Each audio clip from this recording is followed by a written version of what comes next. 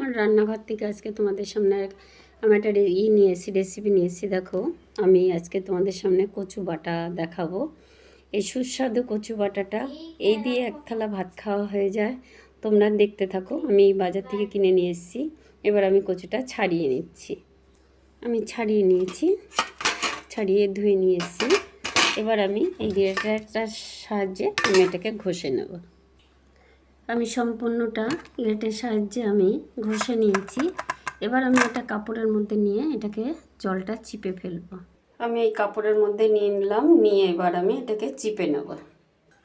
আমি খুব ভালো করে চিপে নিয়েছি। দেখো, পুরো নারকেল এই কচুর যে দুধটা কি সব বেরিয়ে গেছে। এবার আমি শিলে নিয়ে নেব। মিক্সিতে বাটলে এত সুন্দর টেস্ট হয় না, শিলে যতটা টেস্ট হয়। আমি এর মধ্যে সর্ষে নিয়ে নিয়েছি 2 চামচি। আমার কালো সর্ষেটা হলে বেশি ভালো হতো, তো আমার সাদা সর্ষে কালো সর্ষে মিশানো আছে, আমি সেইটাই নিয়েছি। আর 2 চামচি মতন আমি পোস্ত দিয়ে দেবো। এটা অপূর্ব একটা টেস্ট হয়।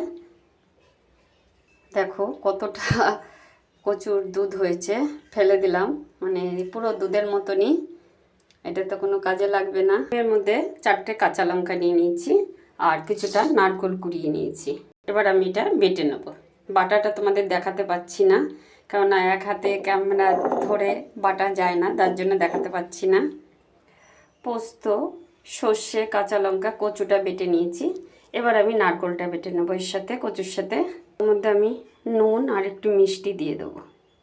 আমি চিনি আর নুন দিয়ে নিলাম, একসাথে বেটে নেবো, তাহলে ভালো মিশবে, সুন্দর বাটা হয়ে গেছে। এবার আমি একটু তেল দিয়ে দেবো।